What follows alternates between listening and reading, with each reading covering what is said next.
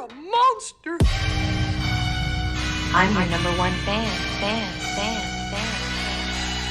Now clear your minds. Know's what scares you. It has from the very beginning.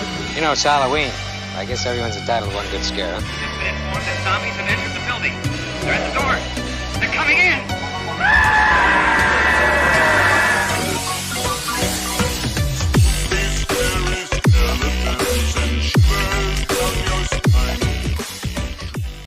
Hello, everyone, and welcome back to another episode of the Midnight Monster Corner podcast. I'm your host, as always, Corey, and alongside me is my good pal, Frosty. What's going on, Frosty? When there's no more room in hell, zombies will eat your fucking face.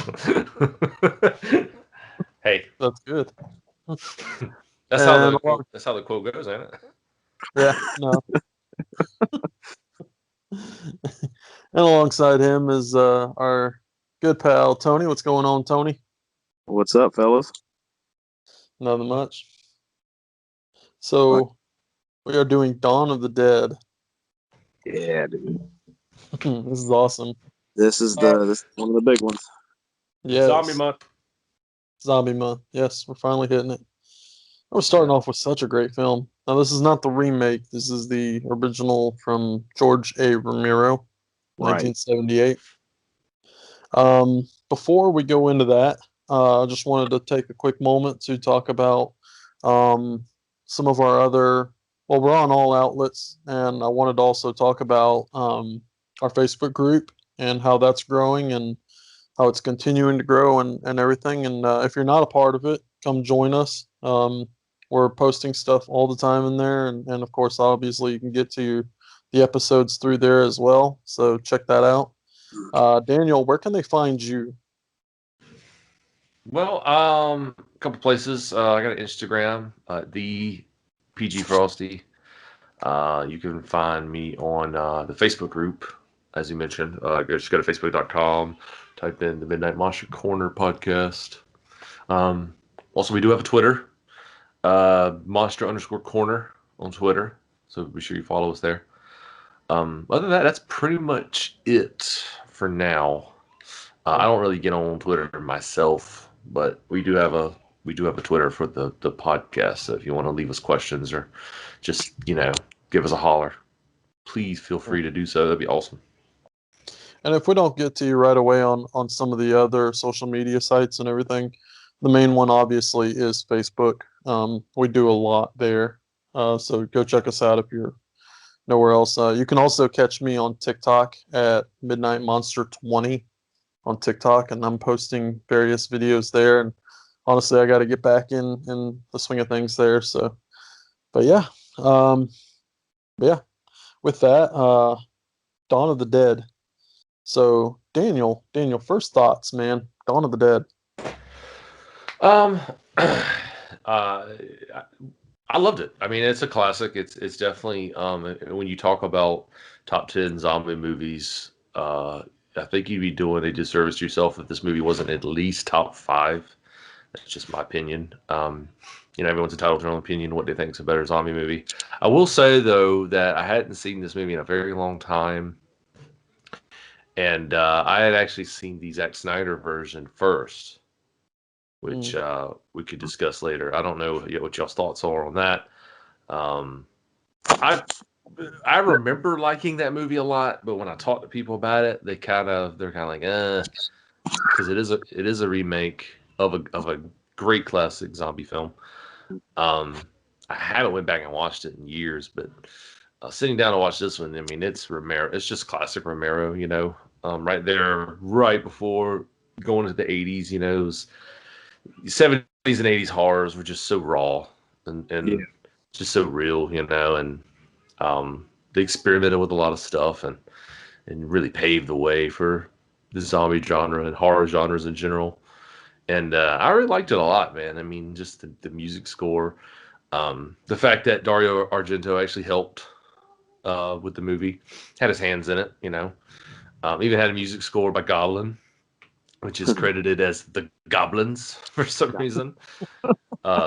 So had a pretty cool music score and just a fun movie, like it's one of those things where like even taking place in the time it did, there was like this fun factor to it because it was really a case study more so of like how people would react in the zombie apocalypse. And this movie nailed it. It's just, you had a motorcycle gangs who stuck together and their whole goal was to like break in and rob jewelry and money. It's like, what are you going to do with that? Like, what are you going to spend money on? Like, the world's infested with zombies. What are you buying? Then you had the people that, the survivors, and you had but they were all just bunkered down in a mall, just having a blast. You know what I mean? Like, it's just such a fun movie. Yeah. So, we'll definitely get into that. Yeah, definitely. Yeah, that's yeah, to your point, that you almost get to see the twist of how the world would go, in an apocalyptic type situation. Right. You got your military obviously forming. It almost looked like they were kind of forming an alliance with the militia, or something. I think they even called them rednecks at one point in time, rednecks with guns or something. But so you had all these people out just shooting to have fun, and drinking beer and everything else, and just having a hoot of a time, And then you got, obviously your survivors, and then you've got your bad group of people who just want to, almost like the cancer of society, like the bikers, and they were just coming in and just trying to take what they can, leave nothing behind, destroy whatever somebody has. So you almost see the different sides of how people would turn out in an apocalyptic type situation. So I can see that. That's very cool. Tony, you've said for like the longest time this is one of your favorites. What do you like so much about this film? Oh, dude, yeah, for sure. I love Dawn. I've seen this movie countless times. And going back to the remake just for a minute, the Zack Snyder remake. One thing that Dawn of the Dead 78 version and the remake have in common, both of them are the opening scenes on both films are fucking amazing. They're so good. The pure chaos in the Zack Snyder remake. It's some of the best opening horror that you can see. But I love Dawn. I love the original, of course, opening scene in the television station. It's just chaotic. It really hammers home just how insane everything's going outside in the outside world without even getting a glimpse of it right away. You can just kind of tell from just how chaotic and stuff's going that shit's just hitting the fan, and people just don't know how to react. They don't know what to do, and there's misinformation. They're all in denial. Yeah, pretty like almost like in denial, like they don't want to believe what's going on out there in the world, and going and posting like those. I think they were posting like stations to go to, for relief and stuff like that, even though those stations weren't operational anymore and they were down. But the guy that was running the studio is kind of like a sleazeball, and he's like, hey, we got to keep those stations up so people can tune in. If we don't have that going on, then we're going to tune out. People aren't going to tune into us. So even Fran, one of our characters is like, you're running, you're going to risk the lives of them to keep viewership up, and he's like, yeah, that's all he's about. That's all he wanted to do. But it was just chaotic, and it really just, from the minute you press play, you're fully invested, you're fully into it. Like it's like a roller coaster ride, and it, like I said, you get a little cameo too from George Romero as I don't know if he's the station manager or what, but he's kind of the guy, controlling the board and everything like that. And I always get a kick out of the two guys arguing, just going back and forth their banter on what to do, what people should, how people should function around the zombies, what they should do. Should they do this, do that. Don't trust your family, stuff like that, because they're not your family anymore. They're gone. They're mindless. Instinct, and just running off pure instinct. And their back and forth has always been funny too. Like I get a kick out of that. But yeah, I feel sorry for the guy who's like warning everyone about it, and everyone's just so nonchalant about it. They're like, whatever, crazy dude. Yeah, dude, they're funny. And then when I can't remember what they did exactly. So they were on air, and I think Fran and the other guy, the station head, were arguing. The guy's like, wait a minute, what's going on? These guys are on the air and stuff like. He's like, get that fucking idiot off the air. It was so funny, flipping out. He was losing his shit. Oh man, but yeah, like I said, I think the opening just pure chaos from the jump, and you just get completely sucked in from right away. Yeah.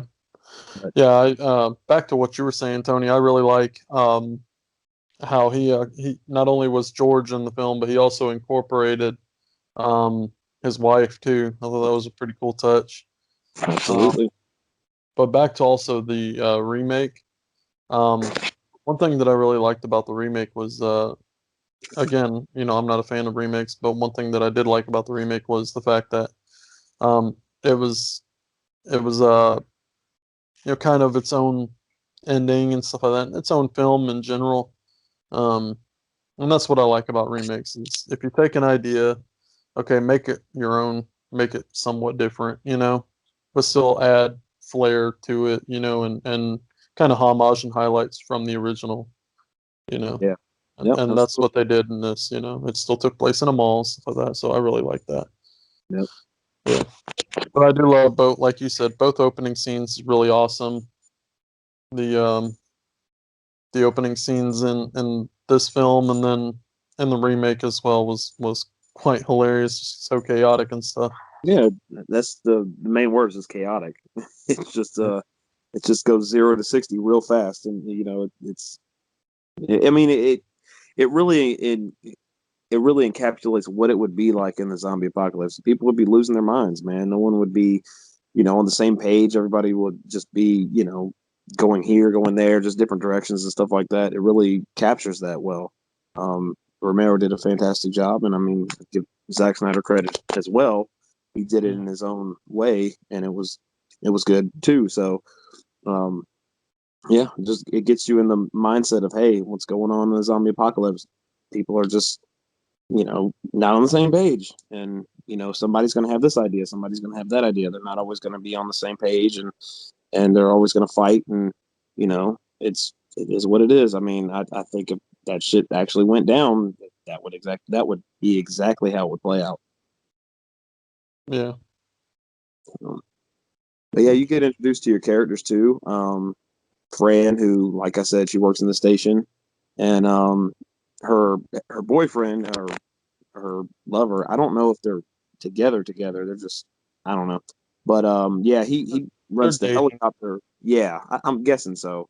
But he runs the helicopter for the station, so he has the idea that, hey, all this is getting shut down, whatever, this and that. He's like, let's just take the helicopter off and go off and try to survive on our own, pretty much. But he also has a friend who we also get introduced to as one of our main characters, Roger, who's I guess he works for it's almost like the SWAT team, and they have to basically get there's a I don't know, it's like a apartment complex, and the residents of the apartment complex aren't willing to give their family members over that have recently died and are starting to become zombies. So I guess they call in the SWAT to pretty much clear out the apartments and get the dead taken care of and put them out of their misery and whatnot. But the people that are running the complex don't want to give them up, and so there's a back and forth, and they have a big fight, and you get introduced to a lot of our main characters like Roger, and eventually you get introduced to Peter, who well, we have an interesting character in the beginning of that whole sequence. I don't know if you want to talk about Wooly. He's quite a character. Is that the one that goes ape shit in Mhm. the apartment? He just fucking gets gun crazy. Yes, indeed. Yeah, One of the funniest exploding head scenes. Oh yes. Because you slow it down, it's clearly a dummy. Oh yeah. Mhm. Yeah. Like, Which it's so is funny. funny. It's funny that dummy head is of Galen Ross, who plays Fran. That's her dummy head because they were going to use it for the original. I think it was the original ending, but they decided to scrap it. So they had that dummy head laying around. So Savini's like, hey, I can blow it up. You want me to do that? I can do that. So, and then it turned out to be a pretty fucking awesome head explosion. So, Yeah. I mean, we've been on a run with head explosions, man. We did Scanners, and now we're doing this one. So, some of the best in film history. So, pretty neat that we get to talk about that again. But yeah, that's another thing. Pure chaos in the whole apartment complex. Everything going down. Woolie's going ape shit. Mhm. He's a big racist. He's sprouting out all this racist shit and just shooting everybody and killing everybody. So he's pretty much went off the wall. So Peter, one of our main characters, he ends up shooting him, putting him down because he's like, oh, this guy's off it. He's losing his mind. So we got to take him. And then basically him and Roger just meet up and they're, and I like, what the thing I love about this movie is their banter back and forth. They really do make a good team. I don't know. What'd you guys think about those guys? Well, real quick, I want to backtrack to the apartment, the whole apartment scene. I got to give a nod to the special effects department because not only did you guys bring up the exploding head scene down in the basement where they're clearing the basement, and Peter is just fucking laying bullets into people left and right. Well, not Oh, yeah. zombies. And there's this one crawling to him, and he's trying to reload his gun. And out of nowhere, Roger just walks up behind him, and that's Roger, right? Yeah, Roger. Yeah. Just walks up right behind him and shoots the zombie in the head off camera. But I did want to mention the fact that there's like a spray of blood that flies across the lens before the scene cuts to them wow, talking. that's pretty cool. So I found that very awesome. I had to mention that. As far as what you're talking about, Tony, the banter between the two, It's great. yeah, I really dug it. That it really made those two characters shine in the film. No, Because you got Fran and you've got Flyboy, and those two, and then you got Peter and Roger. They're kind of two together, and they don't clash. They work together, and they're just great characters to follow. yeah. Basically, their heads on the they're both in the same place where they're like, hey, we just need to survive. So we're basically done with the unit that we're in. We're gonna go AWOL. We're just gonna survive on our own. And Roger's already got the plan to meet up with Steven and Fran, so he kind of brings Peter along with him and introduces them to Peter. And now we have our four main central characters trying to survive the zombie apocalypse.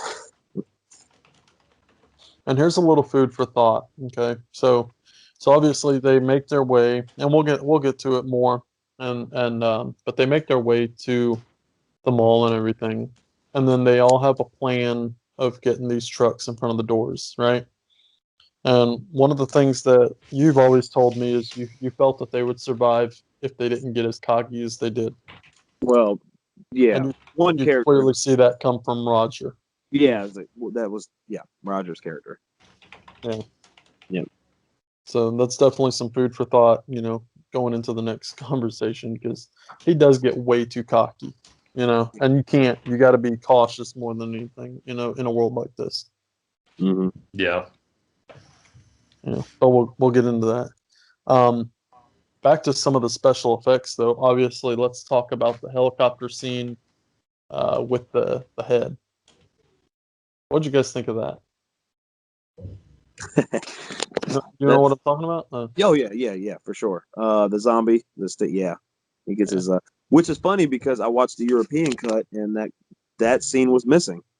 Really? I did not get to see that scene. Yeah. So I think Daniel, you watched the original theatrical version, and Tony, you watched the European version, and I watched the extended ultimate version. Right. So we each watched different cut, which is pretty. Yeah. I don't think I remember that. Yep. In Really? my version. Yeah. The zombie crawls up on the boxes. They land at this little airport strip out of nowhere to refuel with the zombie kids in the room. Peter goes in the room and Oh, yeah. I remember the that. two zombie Okay. kids. Okay, Hmm. did on your version was there a zombie that crawls up on boxes up underneath the blades of the helicopter and his head just kind of cut lopped off? Well, he gets almost scalped. Yeah, The his top- like the top part of his head just goes, you know. Yep. Just boop, and it's gone. You know And what? then the trickles down. I might remember that part. I remember the part with the kids in the building, but Mhm. I might have like looked away for a second and missed that one part as they were leaving or something. Whoops. But That is I had to go back now and rewatch it. Yeah, because that that's a fun scene. That's another thing too. Is the Romero's known for his trademark zombie shuffle, like they're slow zombies, Mhm. but the kid zombies are fast. Hmm. Like they're not slow. They're they're pretty fucking fast. So yeah, I think that's the only time that you see like fast zombies in a Romero film. So yeah, pretty Wow, pretty out there. Yeah. that's funny. That's the big difference between the Snyder, remake and Romero's remake is, the zombies. I mean, you have the slow zombies in Romero's, and you got and Snyder's. They're fast, like they're Mhm. relentless. They're just chasing you. All I mean, you just can't escape them. But I mean, there's benefits to both, because in Romero's, which I think is so fascinating, is you get lulled into a sense of like you can get around because even they mentioned like, hey, they're slow. We can get around them. We don't have to worry about like them attacking us. We can just move right past them. They're so slow. But Mhm. eventually, it gets in your mind where you get comfortable with the fact that you can outmaneuver them. But then you let your guard down and they swarm you, and that's when they got you. So Yeah. you're almost lulled into a sense of security, being faster than them. But then when you let your guard down, that's when they get you. Mm, I forget which film it is, but that is actually mentioned in one of Ramirez films, I believe, where they I say, think it was one or two of them you can easily pass by, but you get a bunch of them, you're in trouble. Right, that's when they get you. Mhm. And to me, there's benefits to both. Like I've seen, countless zombie films where there's Romero slow zombies, and then you have the fast. But usually those are more like the infected, like Mhm. 28 days later or shit like that. Like you mainly see that in those, but I mean, in Snyder's they were definitely zombies. So Yeah. yeah, it's interesting. That's the biggest takeaway from both. I mean, is the differences. The you got the slow zombies, the fast zombies. So, right. mhm. Yeah. But man, dude, Peter Speaking didn't of he didn't waste any zombies, time taking those kids out either. no. Like he didn't waste. Lit them up. I love how he I threw hate one on kids. one couch and one on the other couch. He He did. like picked up those children and like launched them across the room onto couches. He did because he's a fucking massive human being. So he can Yeah. literally toss them. And we Was it got to six meet him. five? Yeah, yeah. He's a big He was guy. a nice guy too. Yeah, he was great. Ken Foree was awesome. Yeah. Such a nice guy. He was nice enough to tell me, "Hey, don't forget your shit. You left it on the table." Yeah. I love when we met him, Tony was so fucking starstruck that he left his like he had him sign his one sheet and then he walked away and was like talking to me and Ken's like, hey, don't forget your poster. I hope he didn't like insult or something, but maybe I'm reading too much into that. But yeah, dude, I got sidetracked and I just walked away and I was like, oh shit, I did leave my poster on the table. What an Nice. idiot. Um, Going back to what you were talking about with the zombies, Tony. So not only do they have the George Romero signature as far as slow, but I wanted to also talk to something, and I know I'm repeating myself over and over again when we talk about George Romero zombies, but I love George Romero zombies for the simple premise that they always go back to doing something that they're known to do, Mhm. something everyday life. Because it's even mentioned you know, and it's almost like they have a memory of something in there and they go to it. Right. It's instinct. It is. Yeah, because it was mentioned and he was like, why is there so many at the mall? And that's when Ken speaks up and he says, you know, they're us. This is where they felt comfortable. This is what they did. It's pure instinct. Yeah, You know, and even Stephen makes the remark that, hey, this was an important place in their lives. You know, yeah, like this was a big thing for these people, so that's why they come back. They're drawn to it. It's almost like a beacon, and you know, they just get sucked into it, and they're just there. Yeah, that's what, and that's why I said it's more like a case study, or not a case study, but like a character study of like the zombies themselves, like what makes them tick, and just like you said, they were breaking these zombies down as far as like what makes them what they are. You know what I mean? How can they relate? How can they survive? And it's something surreal about zombie movies because it's just that like they're not just monsters. They were people. You know what I mean? And so, and before there's even a possibility of a cure, it's like you're having to fight for your life, and they're not gonna stop. Like they want to eat brains. You know what I mean? And I think that's why like Return of the Living Dead was such a cool one to watch because they actually like communicated with one and they were like, "What do you want?" And he's like, "Brains. Like we want to eat your brains." Like that was their goal. And I don't know, it's pretty cool to see. Yeah. And the movie I'm sure takes place like over a period of time. You know what I mean? Like I'm not sure if it actually tells us how long they were in the mall or locked in the mall. But you could tell that like they had already gotten accustomed to living there, had their own little room set up. They had their routines day to day that they would do. yeah, Almost like you being the viewer, you live vicariously through them. Like you want to do that shit in the mall. Like that's what 100%. yeah. So like even then it's like, man, you just connect with these characters so much because you know aside from, sometimes Steven makes really dumb decisions. Like and I feel like there's a scene where they're talking and Fran kind of speaks up, which I like Fran's character because she doesn't play that damsel in distress like character. She Yeah. wants to be more involved. She wants to be in the group. She wants to contribute to what's going on. And she's very cautious too, very smart. yeah. Oh yeah, for sure. And even well, she she also doesn't want to be treated differently because she's pregnant too. right, exactly. She doesn't want to be a hindrance or anything like that. But she makes a point, and it's one of the smarter moves to be like, hey, I want to learn how to fly the helicopter just in case something happens to Steven. He's the only one that knows how to fly. In case something happens to him, which is completely possible, it's feasible. Someone else needs to learn how to fly that so we can get the hell out of here, if shit goes down. And I think that's one of the smartest decisions that's made where it's like, hey, you're thinking ahead of time. Like you're thinking about possibilities and what you need to do. And she makes a point. And even Steven kind of gets pissed off with it. But I think, and I was kind of deconstructing the character a little bit, I think the reason he gets so upset is because they make a point to, Steven can't really do much. He can't shoot, obviously. He has trouble shooting and Roger like kicks his gun back and like takes the zombie that's attacking Peter out. And it happens a couple times. So we established that Steven can't really do much. The only thing he brings to the group is his ability to fly.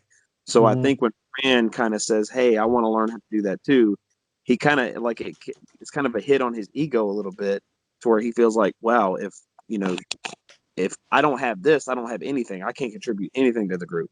So it kind of like feels like he's kind of like losing his one thing that keeps him in this group. When she suggests that he wants to learn. That's how I looked at it anyway. Because he kind of got pissed off with her and he was a little upset. Yeah. So I don't. Maybe I'm looking at it differently, but I kind of took it to where he's like, "This is the only thing I can do. If you try to take this, I'm gonna be kind of upset." Plus, they have like a strained relationship to begin with, so it kind of adds to that turmoil a little bit more. There's there's very few scenes in the movie where they actually legitimately like have a tender moment with each other. They're really Yeah. disconnected. You can tell they're disconnected. They're not really close. They're not really, in Seems love. like Seems seems like like a one night stand that lasted a little too long. that's kind of what I got out of it. There's a Yeah. disconnect there. Yeah, I saw that too. It's definitely. Yeah, Yeah, but I picked up on that as well. as far as that disconnect, you have Roger and Peter who are the exact opposite. They're really close and they really hit it off well. And to go back to it, they're just enjoying. I love the scene where it's them two and they're trying to get the supplies back to where they're at the top of the mall, but Right. they kind of distract the zombies so they can bring the cart back around. It's really smart, like what they're Yeah. doing and their strategy and what they want to do. So, Well, that's one thing I wanted to bring up was the tactics behind their survival. mhm. So we talked about before where they ended up barricading the doors with the trucks, which that's awesome. I mean, that's thinking outside of the box. And Mhm. even like they were like, well, still as a couple zombies are getting through.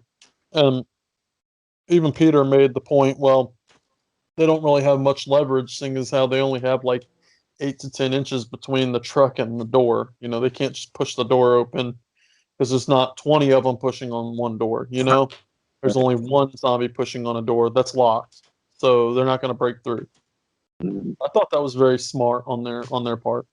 Yeah. Another tactic that they did was obviously in the clothing store where they were going up and down stairs, and they were distracting the zombies as they were moving stuff, which I thought was phenomenal. And eventually they ended up locking the zombies in and cleaning house, which I thought was another thing. What I couldn't get past was the fact that they stored these dead zombies with the food. Like that Thank blew my you. mind. I was Yeah, instantly, I was like, thank because I That never ain't could. sanitary. this is really not a good Right. idea, guys. What are you doing? I Um, never could understand that. one of the tactics I really D loved in Heck the would have a cow. Oh, exactly, yeah. One one of the tactics I ultimately loved was the fact that they thought ahead and they were like, what we have in here, somebody else is going to want, and they're eventually going to break in here trying to take it from us. We need to build a wall to hide the oh, that's stairwell. that's one of That my favorite things that they did. that is so phenomenal. They could have Yep. survived so long with that. They might have survived so long with that. Right. That's one of my favorite things. Honestly, it's one of my favorite things they did because there's even a scene where when they're getting supplies, um, and Flyboy comes out and he's trying to help them. He tries to run back through their area to get back up to where they're at. And Peter's like, "Don't do it." He's like, "Don't go there because then the zombies are going to follow you and they're going to know where we're at." He's like, "We got to figure out a different way." Yeah, I was like, "Damn, that's brilliant." Because it's true. If they see him, they're going to chase him. They're going to know where they're at, and they're going to be stuck. Like they're going to have to get out of there. So quick, just a quick thing for Peter. Like he's just on top of it. Like he's making decisions quick and on the fly, but he's making the right decisions. Yeah. And him and Roger like working as a team. Like, and then Mm-hmm. Steven starts to kind of warm up to it, and he starts hitting. Which I'll give Steven credit. The one of the brilliant things he did was to get the schematics for the mall, so they can figure out the air ducts and everything. That was one of the That's smart really Yeah. because it yeah. turned out to be a huge thing for them. That's how they got back without the zombies knowing where they were going. Which I often wondered that because so at this point, Roger has been bitten, and you start to see the slow decline of Roger. And there's multiple scenes where he's in and out of the apartment like that they built. So my thing is did he really crawl his ass through that air duct as he was slowly declining to death? Mm. You know, that was one of the unbelievable moments for me. But watching the demise of Roger was just really sad, in my opinion. Man, it's really Yeah. sad because you just, I mean, it sucks because I just wanted to see more of his character. I wanted to see more of him with the group. Like I would love to see them have him with the group when the bikers come through, and I just love to see how that would play out. Yeah. I think it would play out completely different, had he survived. Yeah. Had he survived, there would have been a lot more gunfire, I think. Yeah, or maybe none at all. That could have been where he passed away too. You know, if he was getting too cocky and trying to take out bikers. But I think he was more on Steve. He was more on Rogers, or excuse me, he was more on Peter's side. Where I guess we can get into that when we get to the end. But yeah, I'll leave that for the end when we get to it. But once they clean it out, dude, and I love the fact that they have a working car and they use the car to get around to. It's fucking awesome. Yeah. And another thing I noticed too, I was watching the European cut, and I was like, "Huh, that's interesting. They have a car in the mall." I always knew that they had it because even in the extended version, you see it, and they didn't cut any of those scenes out. But when I watched the European cut, I noticed, damn, there's two cars. There's another car in the mall. This car has two cars in it. Yeah, I noticed that too. Honestly, dude, this is one of the coolest malls in film history. There's so much shit to do. I mean, so much to do. They got a bar in this mall. They have a gun store in this mall. They have an ice rink in this mall. Yeah, I thought that was a neat touch. It's insane, dude. They got everything. I think because my mom was actually sitting out watching this with me because this was actually the first time watch for her, and we were sitting there watching it, and it showed the ice hockey rink, and I was like, "Did they fucking have skating rinks back then in the mall?" And she goes, "Oh yeah." I was like, "Really?" Just blew my fucking mind. Like, See shit. It's wild.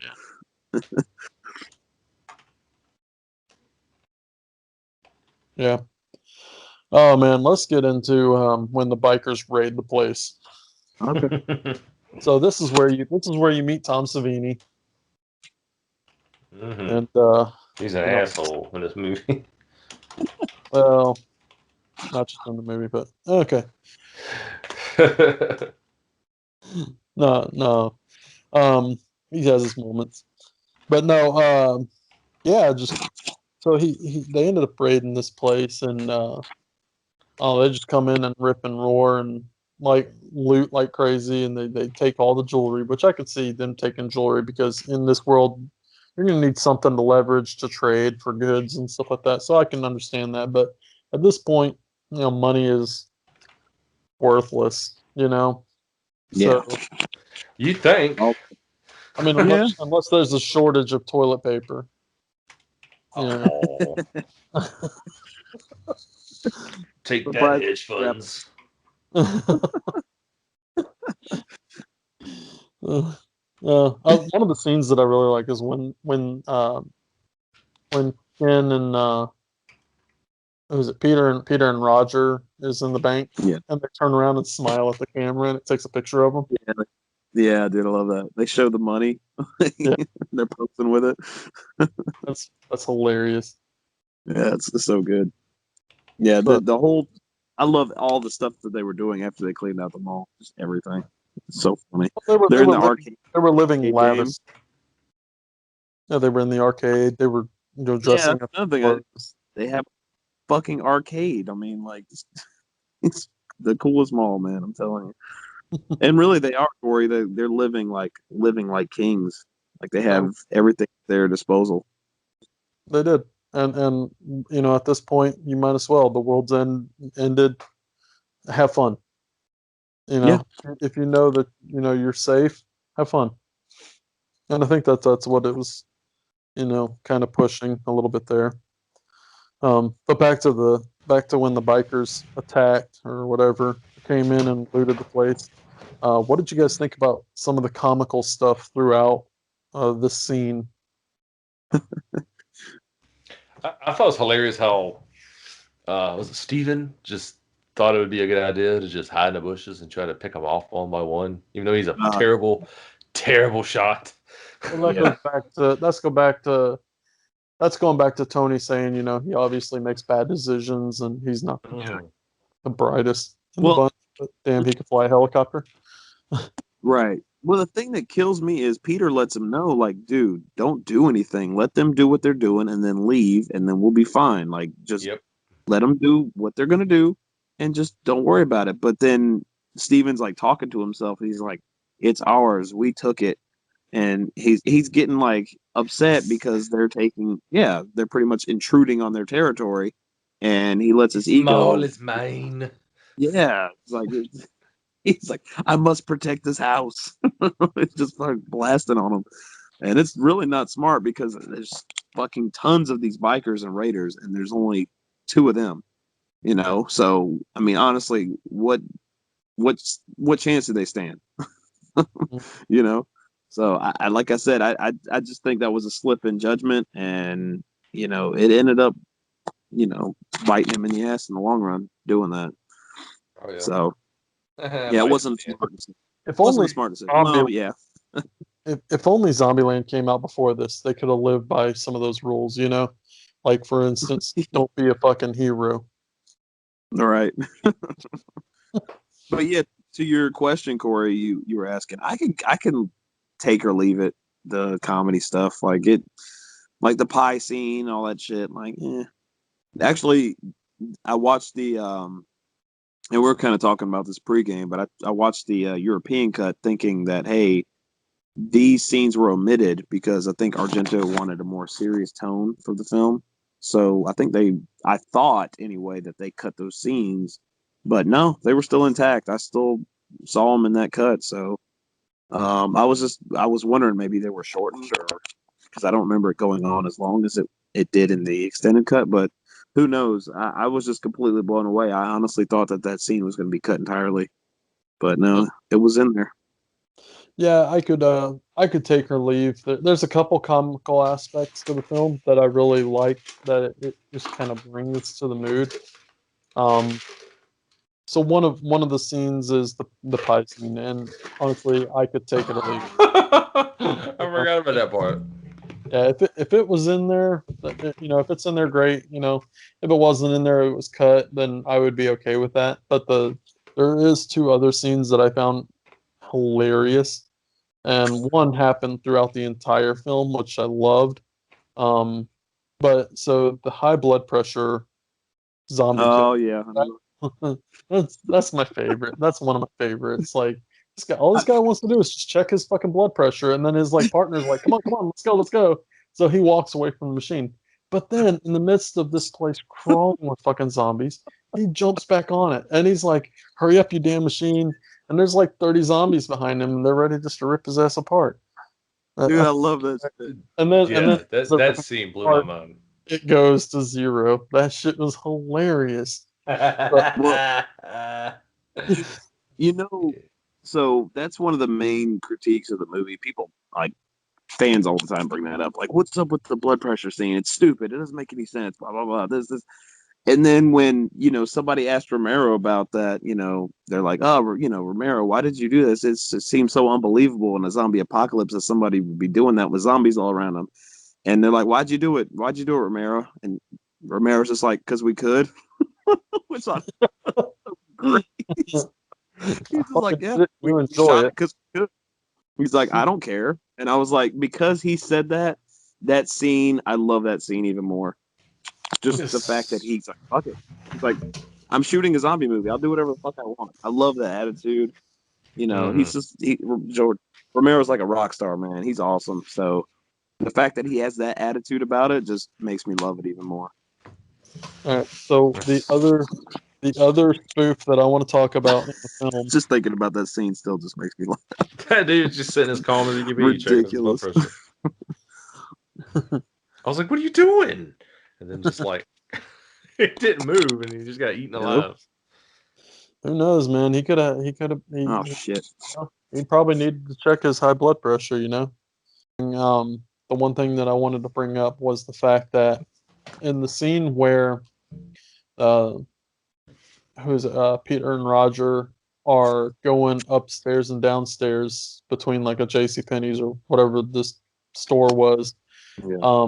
There's a scene where a zombie snatches the gun away from. I believe it snatches it away from Flyboy, doesn't it? I think it was Roger's gun. Was it Roger's gun? Yeah.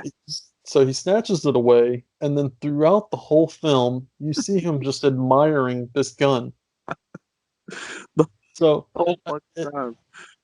the whole time. Okay. Now, what I want to pick your brain about, Daniel, do you know what I'm talking about, or no? You didn't pay attention to that zombie. Mm-mm. Yeah. So throughout the entire film, there's a zombie walking around holding a gun up in the air. So okay, so this is what I'm picking your brain about, Tony. So the scene where they're putting the trucks in front of the doors. Mhm. Did you notice that zombie was outside of the mall? He was outside of the mall? He was outside of the mall. No, I didn't notice he was outside of the mall. He was outside of the mall, and he's in one of the scenes where they pull the truck up to the door. Now, mind you, they've now barricaded the entire mall, right? Mhm. After that scene, they show him back inside the mall. So how did that Yeah, fucker get he's back inside the mall? definitely back. He's definitely back in the mall. Yeah, Yeah. he's like a fucking magician, man. I don't know. It's because I He because I found, he was found some way to get back in, but he was right, back in there. right. Because even he climbs the stair. Well, at the end, he climbs the stairs with the gun still in his hand. I don't like how the fuck did he do that? Yeah, Because you so know he so did. Daniel, he's actually in the end scene where he actually climbs up on the roof, and Peter goes to get into the helicopter, and he hands that zombie his gun, and the zombie drops the other gun and starts admiring Peter's new gun. It's like it's I don't it's remember so that at all. so Yeah, bizarre, man. It's so bizarre. it's one of those little like Tony said, a running gag, and It's like a it running makes gag the for the whole whole movie. That's But awesome. the funny thing about it is he's not holding the gun like he's going to shoot the gun. He's holding the gun with the butt, like the the barrel of the gun to his face, where he's Yeah, just like stare into it like a telescope. yeah, he's like so amazed by this thing, this It's a, contraption, it's you know. completely amazed. It's an amazing thing. Like it's an amazing thing for it. He's So completely he fixated on it. he grabs the barrel and pulls it to his face, and I was actually waiting on Roger just to, like, pull the trigger, but it didn't happen. He just snatched the gun away, and he's like admiring the beauty of this thing. It's like, And okay, I'm glad he didn't because he couldn't have this beautiful little running joke through the whole and movie. and now you're gonna go back and you're gonna look to see if I was telling the truth, ain't you? Yeah, But I I've saw him. I've I got to go saw back him and as watch, look now. as they were pulling the trucks up. He was outside of the mall. yeah. So That's I think the part I that was didn't. I didn't see kind that of a part. yeah. Um, one of the other things. So obviously the zombies they grab things, and this is what I wanted to bring up, Tony, was the fact of tools. Okay, Mhm. one of the Okay. reasons why I love like burial grounds so much and stuff like that is because they use tools. Well, in the scene where they were getting the trucks, you see Roger inside one of the trucks and he's hot wiring it. You Yeah. see a zombie pick up a tire iron and smash a Right. window. Smash the window. Yeah. So right there, I always say that I like watching zombies using tools. Hmm. And I mean, it was like the first step to leading up to Day of the Dead, with Bub using a gun, or Right. even Land of the Dead, where Big Daddy was teaching the other zombies how to use weapons. Right. And I was going to say, Corey, that's a perfect segue into that because through each of Romero's Dead films, the zombies they evolve, they learn, they pick up on things. They don't from Night of the Living Dead to Land of the Dead. They completely change the game, and they do so much more than you would think that they could because they're just like even the guy says they're just pure instinct. They're just, you know, going off of like instinct. So it's cool that the zombies. It's crazy that the zombies throughout the series have an arc where they learn how to like they learn how to lead. Even Big Daddy learns how to lead a group of zombies. Bub knows how to shoot a gun. Like it's the first time you see that. I mean, it's just a gradual process through each movie, and I think Yeah. it's brilliant. So that's what I wanted to bring up. Yeah, that's cool. Yeah, I definitely noticed the tire iron thing because they smashed right through that window. Yeah, I remember that. I thought when it happened, it was a human at first. Yeah. I was like, who the hell is that? And I was like, it's a zombie with a tire iron? What the hell is this? Yeah. So obviously leading up to so we kind of went off on a little tangent on as far as the spoofs and everything, but going back to the raid of the mall and everything, and obviously Flyboy trying to be a hero at this point. You see him kind of go down into the elevator. He starts to get bit. What's your first thought as soon as the doors open and out pops dead Steven? He's one of my favorite zombies of all time. Like I said, his zombie walk and his zombie shuffle is the best. Like Dude, yeah. Walking on his ankle, like that made me cringe. It makes me cringe too every time I see it. I don't know how he's able to do that. I have no idea how he's able to do that. Double jointed, maybe? I almost wondered if he buckled his ankle when he fell, because I paid close attention to that. Because he fell into the elevator, and it looks like he fell pretty hard. He did. You know? He did. So And I was kind of curious as to if maybe he buckled his ankle and he was kind of just walking with pain at that point. Yeah. He walks through the mall with that ankle like that, which I love. Yeah, it's insane. It's crazy, dude. And even so that's another thing that is kind of the lead up to him leading the horde of zombies essentially to their hiding spot on the upper level of the mall.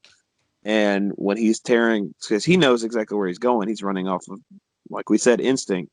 So he knows that the wall's fake. So when he gets to the wall, it's interesting because he's trying to bite through the wall. You ever notice that? Like he's biting. Yeah, I noticed that this time. I was really paying close attention there. And I'm like, and I always wonder, like, that's interesting that he's biting at the wall to get through it. But like I said, like, we talked about, he knows exactly where he's going because he's instinct. So he's leading the horde basically up to, at this point, we only have Fran and Peter left, and they're both waiting to hear from him because they think they think there's a possibility that, hey, he still might be alive. Yeah.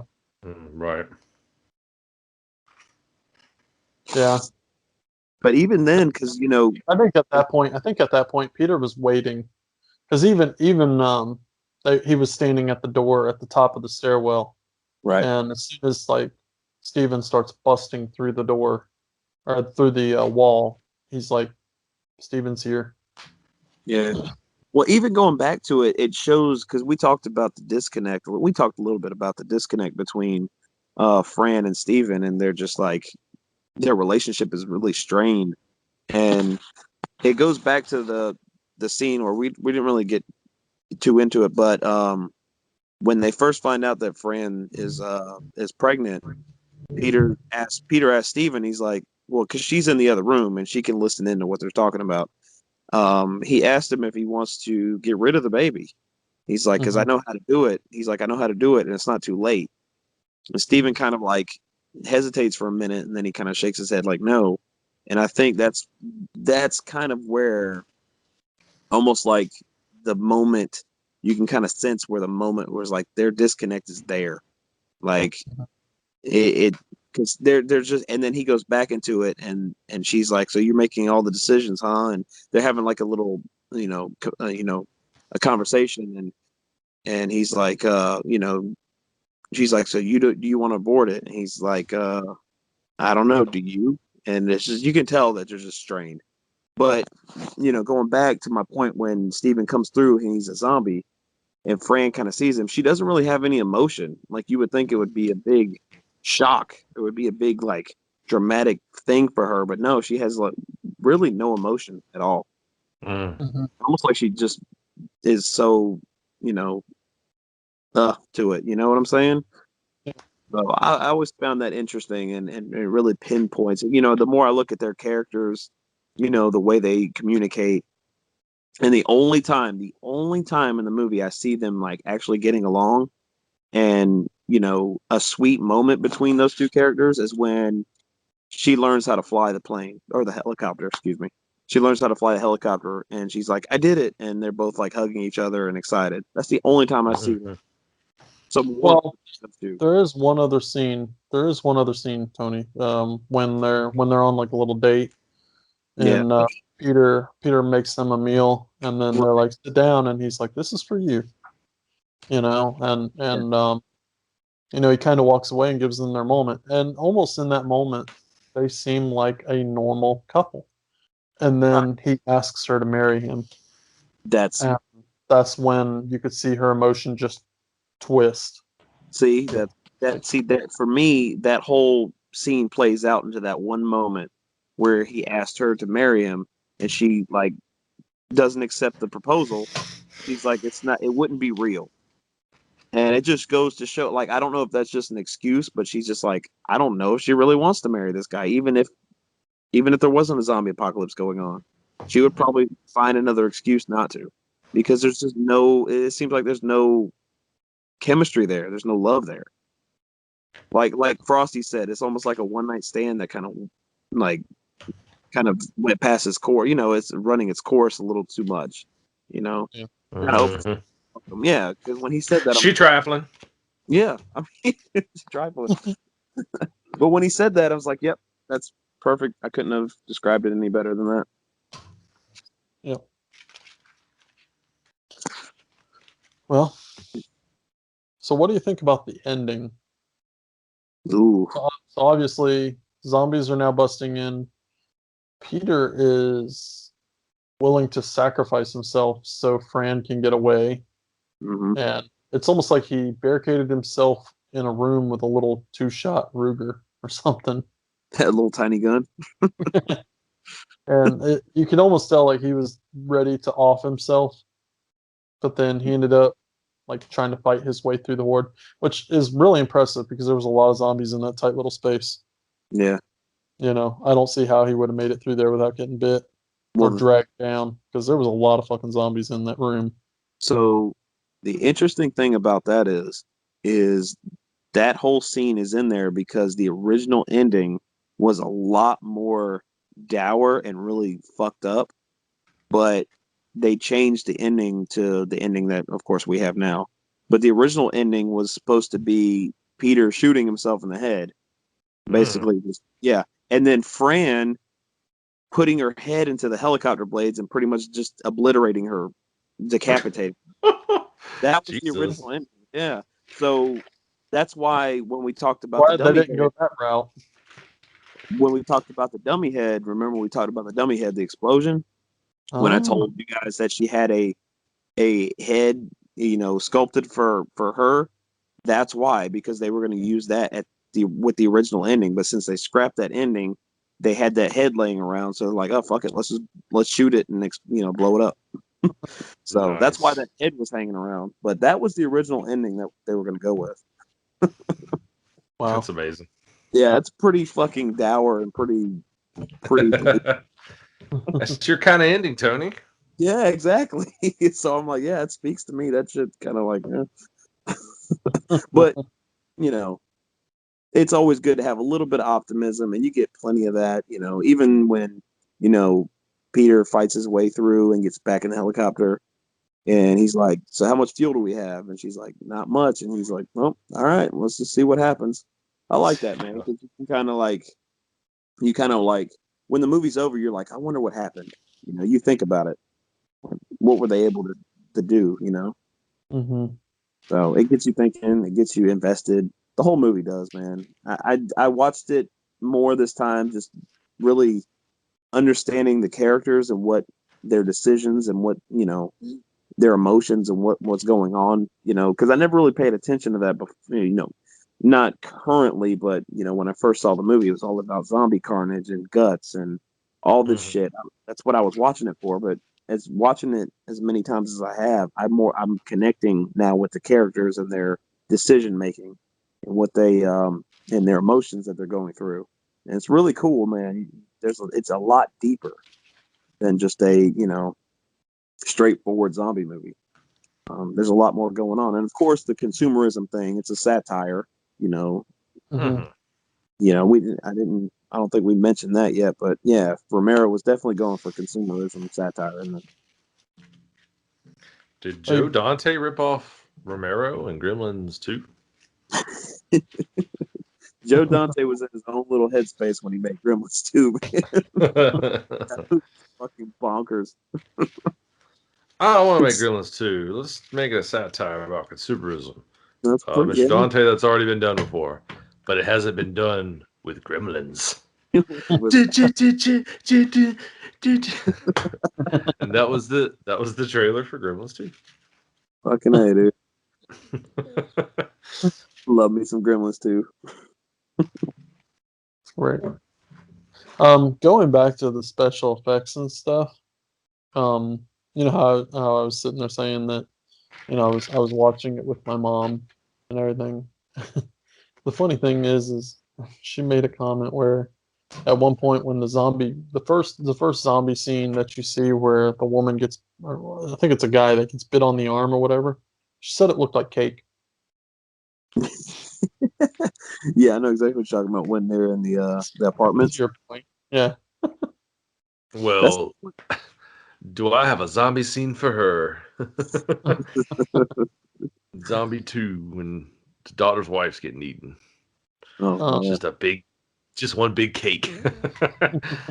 Yeah. So One big soggy waffled cake. it definitely looks soggy. I'll give you that. Yeah.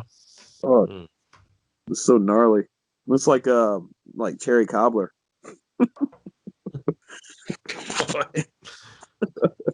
That's what I think every time I see it. I'm like, ooh, looks like fucking cherry cobbler. So what's everyone's favorite zombie in this film? Oh, Flyboy, easy for me. Oh yeah? Yeah. Oh, easy. That was a good one. Yeah. My favorite. The blood pressure guy. Like to see him in zombie form. Uh, No arm. Yeah, I don't think he really had much left of him. Yeah. I love when they cut back to the machine and it has zero blood. Yeah. That's Because what I was fucking great. It's rich. I'd say my favorite zombie throughout the whole film is the gun zombie. I enjoyed looking for him. Once I Yeah. seen him in the second scene, I was like, I've got to watch out for him because I know he's throughout this whole film now. Yep. Sure enough, Romero did not let you down. No, all the way through. He featured that zombie through the whole. I like the sweater zombie too. He's funny. When the escalator's going up and he's kind of like lumbering over the escalator trying to figure out how to stay. He's just kind of looking around like, what the fuck is happening here? He was genuinely confused. Didn't know what to do. He actually had like a look on his face like, oh shit. Yeah, I like that zombie. That was a funny zombie. There's some great zombies in this, man. There's some really memorable zombies in this movie. You know, I like the simple gray zombies too. You know, just the kind of the fillers. You know, of the whole like horde scenes. Yeah, I really dug that. Like even in the apartment, just those really early stages of the zombies and just how they didn't really have much deterioration look to them. They were just kind of blue. and their skin tone being because I think Savini did. Yeah, he went with the gray. But then I was like, I'm not really digging this, but Romero liked it, so. Yeah, I mean, I liked it. I mean, the only thing that I didn't like was the fact that, like obviously you see that you're kind of hoping they would put like contacts in their eyes to make their eyes maybe yellow, more dead looking. Mhm. But in this retrospect, they were just like, okay, these people are painted blue. Go. Yeah. Probably would have cost way too much to do something like that if they even thought about that idea. Even if they just put some like dark circles around their eyes to maybe make their eyes look a little sunken in, you know, or something. Yeah. That would have been better, but that honestly, it was just like these were filler zombies and quick scenes, you know.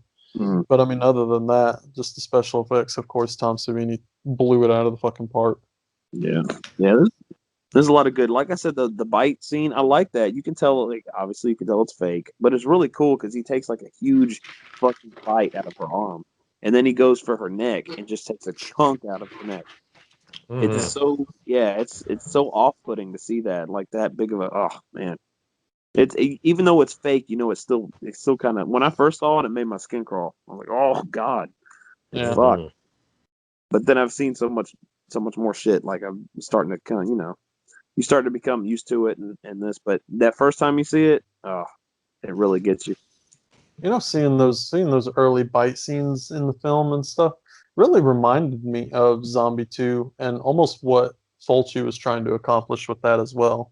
Yeah. Because you could definitely tell that Fulci was kind of inspired by some of those zombies and some of those bite scenes and stuff. Yeah, definitely, man. Glad you brought that up because there was a lot of there was a big scene in particular when he took a chunk out of the AIDS hand and or his arm in Zombie 2. You can definitely tell it's like it almost like mirrors Dawn of the Dead a little bit. I mean, even obviously it's more graphic, but because it's Fulci, but Yeah. but it kind of mirrors the same. Yeah, I'm glad you brought that up, dude. That's a good point. There is a little contrast there for sure. Yeah. Well,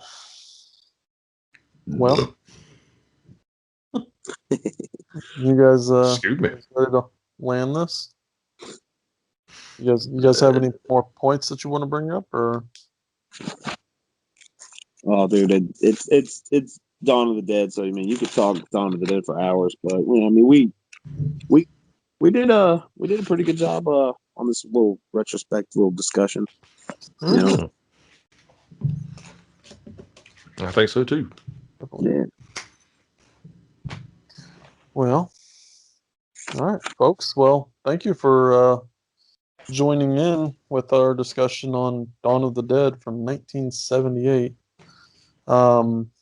Daniel, did you want to take things over real quick? Sure. Yep. Ladies and gentlemen, this has been the Midnight Monster Corner podcast. We appreciate you listening. As a reminder, go to Facebook, type in the Midnight Monster Corner podcast. We have a closed group, but no worries. Just ask nicely, and we will let you in. Well, I'll let you in. Tony might try to bite you in the neck. I will, or your arm. Or your arm. And Corey might kick the door in and blow your head off. Yeah. That's how we roll. Flyboy style. I'll miss this. That's right. I'll miss several times. Completely miss. With a bolt action rifle from 20 feet away. Well, we do have a Twitter as well, Monster_Corner. Be sure to follow us there. If you're listening on YouTube, just a reminder to like, share, subscribe, leave a comment. That would help us out a lot. Apparently, YouTube has some new algorithm where you have to leave comments. So be sure to do that. That would help us out a lot. We'd appreciate that. Also, check us out on our many podcast outlets: Podbean, Spotify, iHeartRadio, iTunes. Wherever you listen to podcasts, and be sure to leave us a review. We'd appreciate that as well. You can follow us on TikTok at what's our TikTok, Corey? Midnight Monster 20. Midnight Monster 20. I always think there's an underscore there. That's like the cool thing to do, right? I guess I'm not cool. Be sure to follow us there. And join our groups, join our social medias. Leave us comments. Let us know what you think about the show. Throw some questions out there. Or just chit chat with us. We love having new people come in the group and ask questions and stuff. So we live for that kind of stuff. Mm-hmm. But you guys rock. Anything else to add, gentlemen? Yeah.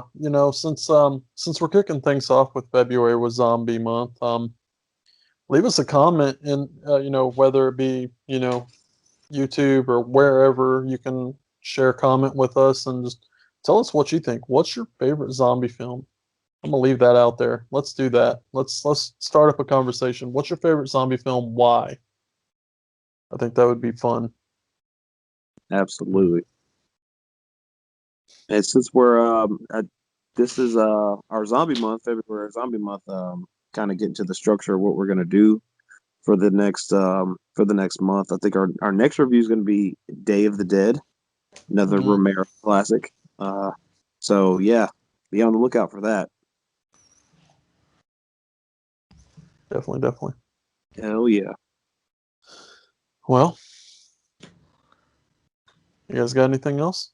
That's all I got. That's it for me. All right. Later, guys. Later.